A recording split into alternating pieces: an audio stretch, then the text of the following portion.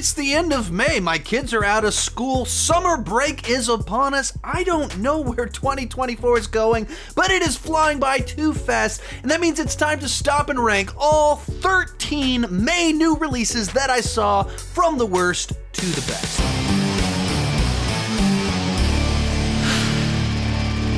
Hi, my name is Sean, and I love to talk about movies and TV way too much. With that in mind, go ahead and join me down below in the comments section. Share your ranking of the May new movies that you saw, and if I missed a movie that you think I would like, let me know about it down below in the comments section.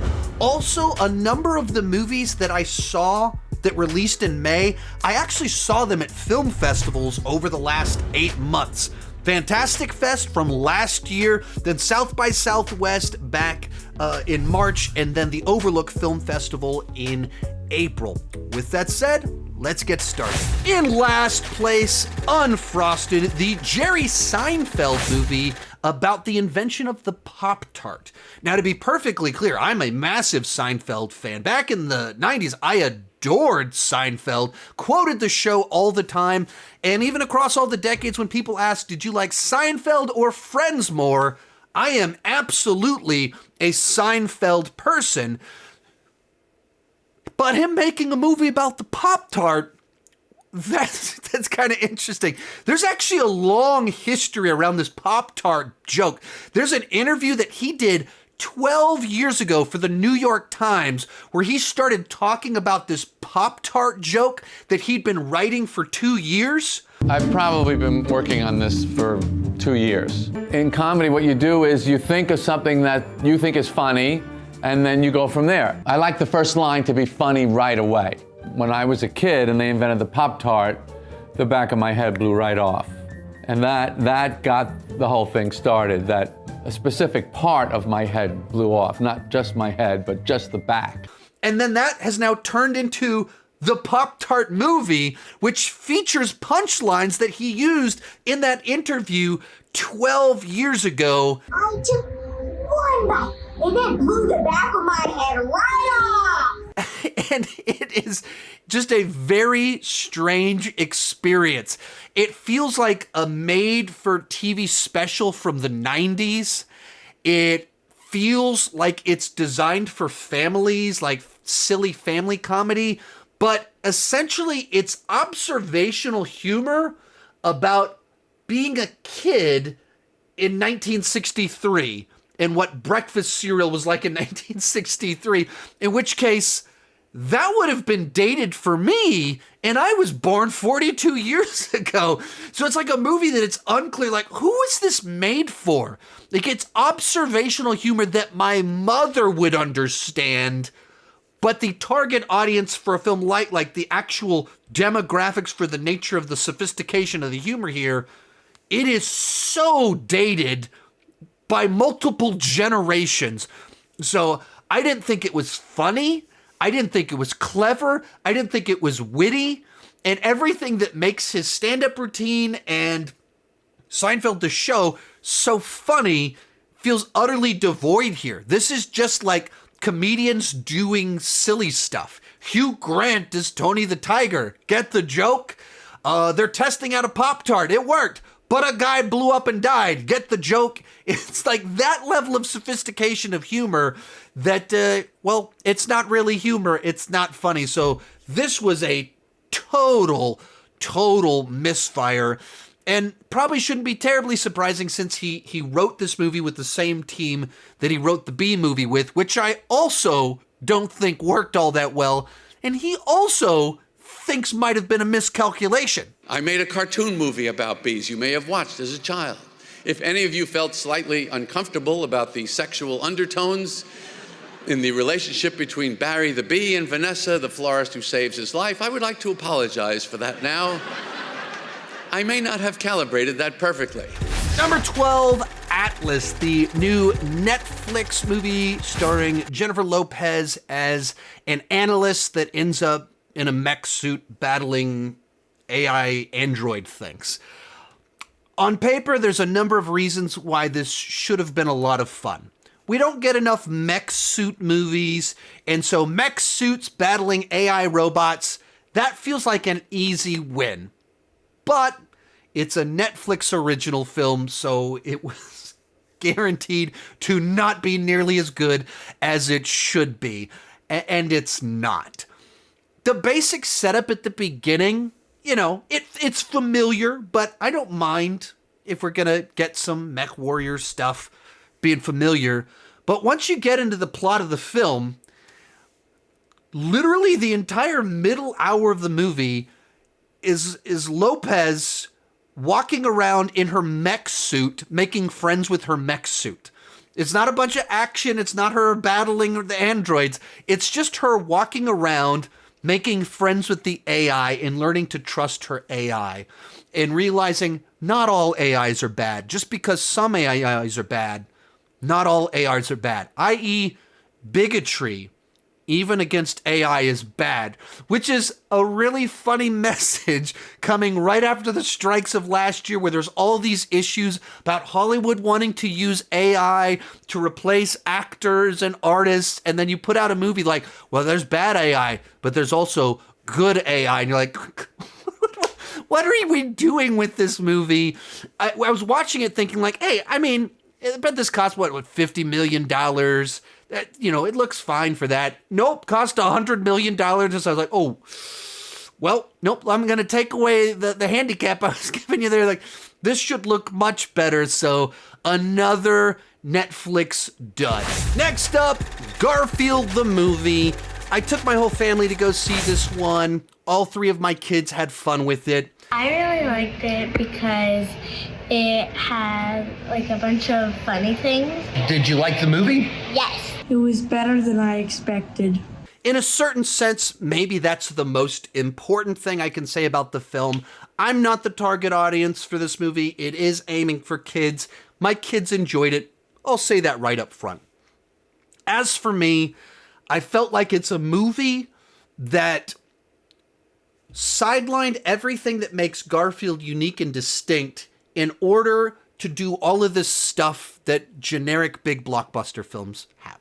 So Garfield, as a character, as a concept, comes from comic strips, which you'd have 4 panels and a punchline. Some simple setup about a lazy cat that likes lasagna, that just wants to get back to eating lasagna. And they keep trying to go on vacation, all this stuff, taking him away from lasagna and being lazy.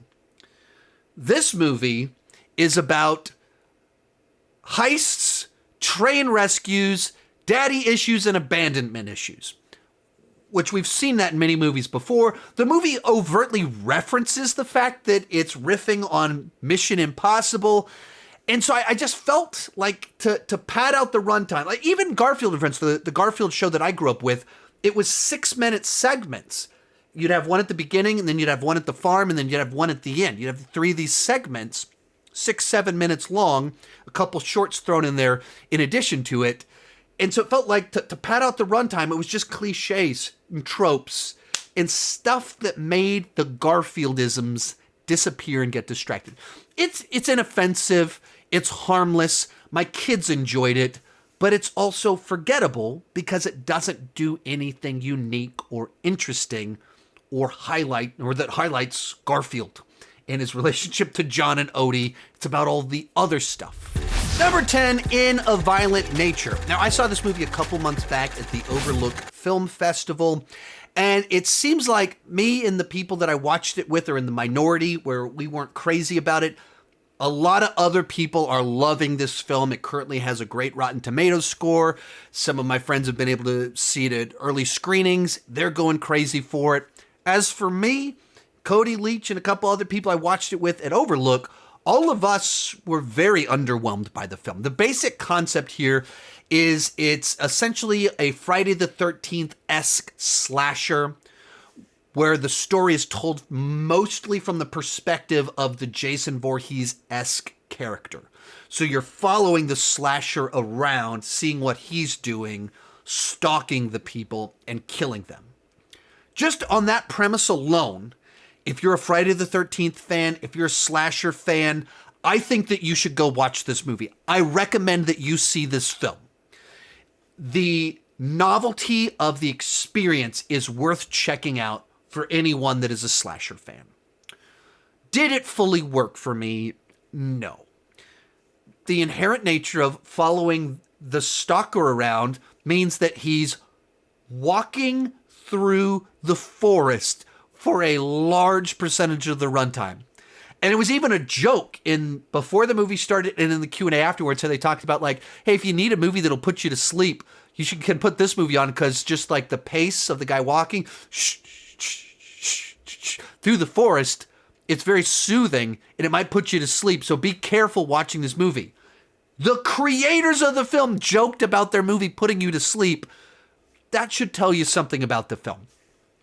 There's one fantastic kill in here. The yoga kill. That's the one everyone's talking about. In a Violent Nature had one of the gnarliest kill scenes I've ever seen. So that was a fun time. There's a couple of other good ones, and there's some nice usage of practical effects dolls with just a sprinkling of CGI to enhance the practical, to give it life, that works really well. Overall, though, it's an experiment worth checking out. I thought it was a little bit too dull and certainly anticlimactic with how they decided to end the film. Number 9, New Life. To be perfectly clear, we've reached the point in time where these are all movies I'm giving positive reviews to. Actually, from here on out on the list, I'm very positive on almost every single one of these films. So pretty big gap between number 10, number 9. I recommend the movie New Life, even though it is number 9 on this list. Another one that I saw at the Overlook Film Festival, and essentially it's a thriller about this girl that's on the run from some governmental organization, and they kind of call in an expert to track her down, and we don't know exactly what's going on with her, why she's being tracked, and so there's kind of a lot of mystery and intrigue surrounding it. I went into it without knowing anything about the movie, so I don't want to say too much more than that, but it pulls in some other genres. It's just an interesting, fun spin on the chase thriller with characters that you care about a little bit more, where at first you have one perspective of our lead investigator and who she is, and as the plot goes along and you realize everything going on with her, she has kind of her own arc, her own journey she's on, her own distrust of her own organization and the way that they're treating her. Just the right enough twists and turns, clever spin on some genres. So like I said, I don't want to say too much. And it's a little tricky with some of these movies because the thing that was like, oh, that was cool, is also spoiling the thing. Like the reason it was cool for me is because it wasn't spoiled for me. But it's also tough to convince you to see the movie without spoiling the thing. Number 8, Babes. This is another film that I saw at South by Southwest at its world premiere. And even though it's number 8 on this list, I would give it like a B+. I really enjoyed this film, but because I watched so many movies from film festivals and broad release things, there's a lot of movies this month that I really enjoyed, which is frustrating because it's been a month where the box office has struggled, while I think there's a lot out there that a lot of people will enjoy if they go see the films. Anyway, as for the movie Babes, essentially it's Bridesmaids for pregnancy. If Bridesmaids was about female friendship and how they change with time and with marriage and bridal parties, Babes is about how female friendships change with pregnancy. And it's laugh out loud funny at times. It can be very crass, but in earned ways, because pregnancy itself can be very gross and nasty, and it uses that to make comedic effect. You care about the two characters and their friendship. And so a movie that, like, if you like Bridesmaids, if you like that type of comedy, this is one you should be on the lookout for. Number 7, If, the new John Krasinski written and directed film. Hi, I'm John Krasinski, director of the upcoming film If. Now, If is a movie about starring Ryan Reynolds as well as a zillion actors doing the voices of the different imaginary friends. And I really enjoyed this film. It reminded me of so many family adventures, Amblin films from the 80s, where the film has a very somber basis, starting point about what's kind of going on with the girl and the tragedy in her family and what she's facing. And then it has this very sweet and fun superficial exterior with the imaginary friends to it. And so it has the fun, but it has a lot of heart. It has a lot of emotion and sincerity to it. And I really appreciated that. And even as a film, I took my whole family to go watch it. And a movie that is about processing grief, tragedy, and the hardships of life, I really appreciated that that's what this movie did while still having fun, still having adventure. So I really enjoyed this film, and I'm pretty disappointed it's not doing well at the box office. Number 6, The Last Stop in Yuma County. I watched this one at Fantastic Fest 8 months ago, last September, and this is one of the movies that almost everyone at Fantastic Fest that saw this film was just buzzing about it, where it's a real simple story about a bunch of different people that get stuck at this one gas station diner while they're waiting for a gas truck to show up. And one of the groups there are bank robbers with a bunch of money. And so it's just kind of like this tense thriller, just offbeat enough to have a little bit of humor thrown in there, and just very effective. It's this kind of very claustrophobic thriller with some comedy to it. The movie was good enough that the guy that directed this is one of the guys that's been hired to do one of the future Evil Dead movies that's in the works. They've got 2 of them in the works. The other one is from the director of Infested, the movie that came out last month, and then this guy right here. And so that should tell you how effective it is at what it's going for, that the people behind the Evil Dead franchise are like, the guys that did that little movie, we want them to do one of our films. Number 5, The Idea of You. I was able to watch this one with my wife at its world premiere at South by Southwest. We were actually in the front row, so when Anne Hathaway came out after the movie to do the Q&A, she was like 10 feet in front of us. And in all the interviews, she talked about how it was a very emotional experience for her, and she hasn't had a premiere like this since The Princess Diaries over 20 years ago. And like we were 10 feet away from her when that was happening. Like, she walked out on stage and just started crying over the response to the film. And I can say with sincerity that like my wife absolutely adores this film. And so I've actually seen it in theaters 2 times because they did another press screening here in Austin, which I was able to take my wife to, as well as some of our friends. And then when it came out on Amazon Prime, my wife basically watched it on loop for about 2 weeks straight. She slowed down. She's not watching it on loop anymore, but she literally played the movie about 20 times in 2 weeks. So like, there's a day where I literally walked into our living room. I think I've said literally too many times in this segment. But when it came out, there was a day where I walked downstairs and she was on the same scene in the movie 4 different times, just with the timing of when I came down versus when I was working and everything like that. It's pretty well. Anyway, as for the movie itself, it's a rom dramedy where it's funny. It consistently has laughs. It plays like a drama, but it's a romance. And the conflicts feel earned. It doesn't feel contrived. It's not like a high concept rom-com with some ridiculous scenario. It plays it straight. While it is, the idea of what's happening is wild and crazy, it plays it as if it's real. It has drama logic to it.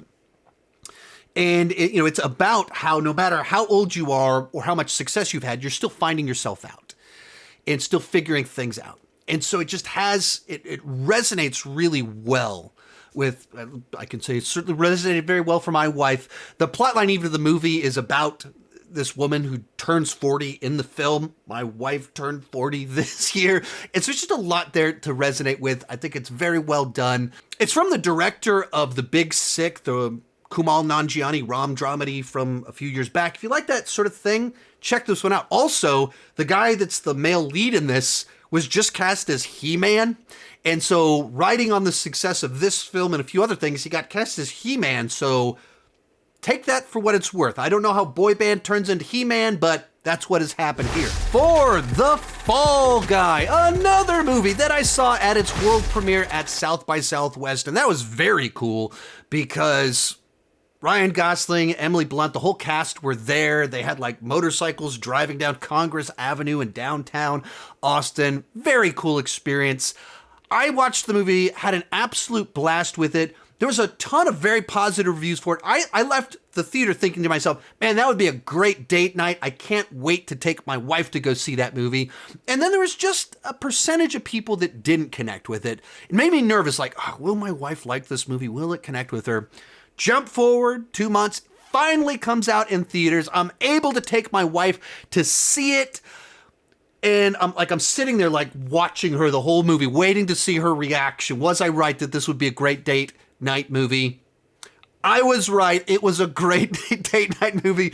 Our good friend Rachel Wagner was in town for South by Southwest, and she did not care for the movie. And so as soon as it ended, my wife goes, I don't want to pick sides here, but I'm on Team Sean. I liked the movie. I really enjoyed it. I was like, yes, okay. I do know my wife's taste in movies. Yes, I got this one right. I invited her to the idea of you, and then I knew that she'd also like The Fall Guy. I just thought it was a great blend of action, romance, practical stunts. Like, it's got a little bit of everything in there. Tons of movie stars being charismatic. Doesn't take itself too seriously. And so it's just easy to escape to the fun, to the romance. And then as someone that, lives in the world of talking about movies, a movie celebrating stuntmen, making of movies, I had a lot of fun with it, and so did my wife. Real quick, while I'm talking, be sure to let me know your favorite movies of the month down below in the comment section. Also, I put out a video that's a week-by-week summer guide letting you know what all the big movies coming out each week of the summer are.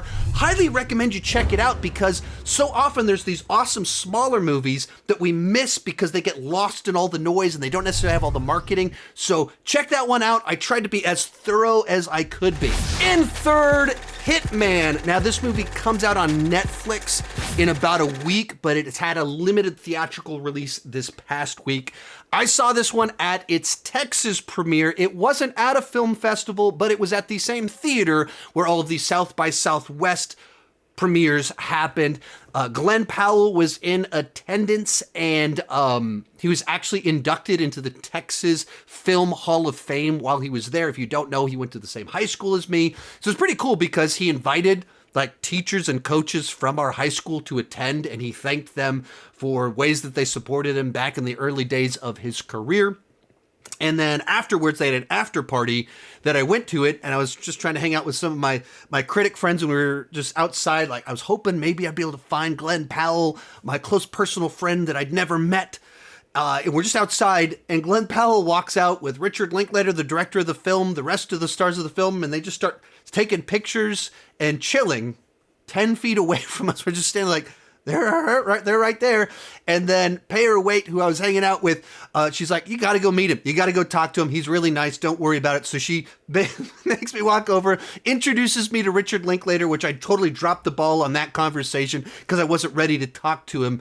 And so it was kind of funny. One of the actors from Everybody Wants Some was right there, but besides Glenn. And I haven't seen that movie. So like, oh man, I dropped the ball on this one. Then I stood there for a little while trying to get my moment to talk to Glenn Powell. And finally, I met my close personal friend whom I'd never met before. We spoke for about 30 seconds and talked about how we went to the same high school and how it's cool that, all the successes that he's had. I was going to try to get the selfie with him, but it was pretty chaotic. And before I could ask for it, someone else kind of stepped in. And so I lost my moment. But I have now met Glenn Powell. Anyway, as for the movie Hitman, it is just a great genre blender, where it's kind of a comedy, kind of a steamy romance, kind of a police procedural, but it doesn't fit neatly into any one of those genres.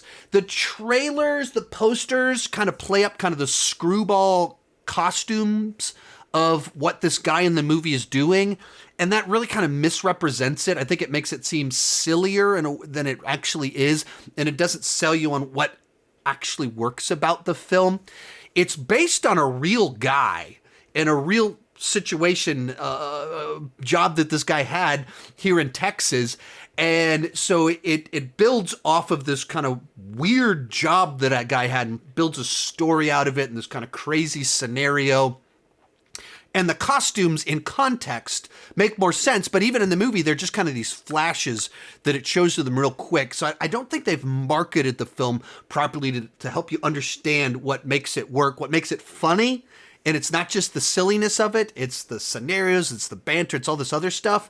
It doesn't say on the complexities of the romance or the weird nature of the procedural crime thriller that's kind of going on here, but it gets a movie that everyone that's seen it is loving it. It's getting fantastic reviews. People that have seen it at film festivals want to watch it again. So be on the lookout for this one. If you want something a little bit different, it's a crowd pleaser. It's funny, but it's not neatly in any one type of film. It's not like I could easily compare it to a film to let you know what it's like. Our runner-up, Kingdom of the Planet of the Apes. I adored the trilogy from the last decade.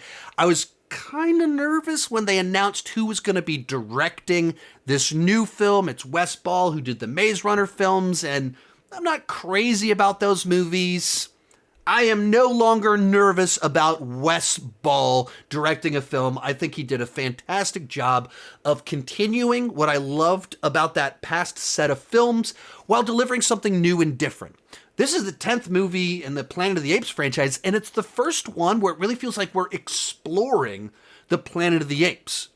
It doesn't necessarily have quite the level of intelligence, thematic richness, depth of emotion of the Matt Reeves films, but it replaces that with exploration, true adventure of a character going off to different villages, learning about the past, getting in dangerous scenarios, narrow rescues, all of that stuff. That's classic adventure, which is one of the things that you want from a Planet of the Apes film.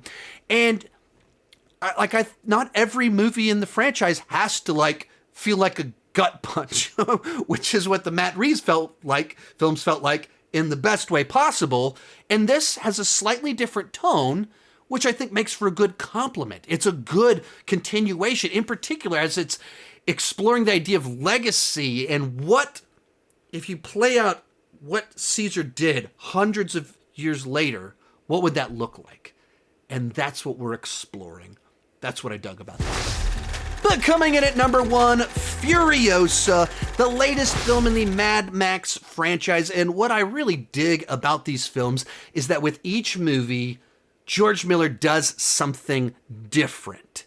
And in the case of this film, it's this sweeping epic story that spans over a decade and actually spends time explaining the world of the wasteland. It aesthetically is very similar to Fury Road. On a story level, it's radically different. Fury Road was a 2-hour chase movie that takes place over a very small window of time, and we're just kind of thrust into the middle of adventure. Here, it's all about understanding how these different factions were created, what each of them is for, how they function to each other, and having this big, gigantic story being told, while still having all of the stunts that you want, massive set pieces, and doing different things where there's like a demolition derby with monster truck aspects to some of them, kind of more aerial things taking place. I did as many of my stunts as I was allowed to do, but I also have the most incredible stunt double, Haley Wright. We shot a sequence called Stowaway to Nowhere for about 8 months, and it was 8 months of daily work. So I thought this was a spin-off, a prequel done right that actually complements the films that came before, expands the world, and they did a really good job with the two different characters actresses that play Furiosa, where you really believe it's the same person. They did some facial mapping and swapped faces with AI, and it worked really well. I was watching the movie looking at it I know that's her, but that's Anya. Whose eyes are that? They pulled it off. They did some very cool visual effects here. Now, there's a little bit too much green screen at different parts that don't look great, but that didn't really distract from my enjoyment of the film. It's another great installment in this franchise. So it comes in at number 1 in a month where there's been a lot of movies that I've really enjoyed. Hey, if you want to know what else is coming out this summer, I did a video where I created a week-by-week guide for the movies coming out. Highly recommend you check that out so you can discover some of those smaller movies coming out this summer. Thank you so much for watching, and keep talking movies and TV to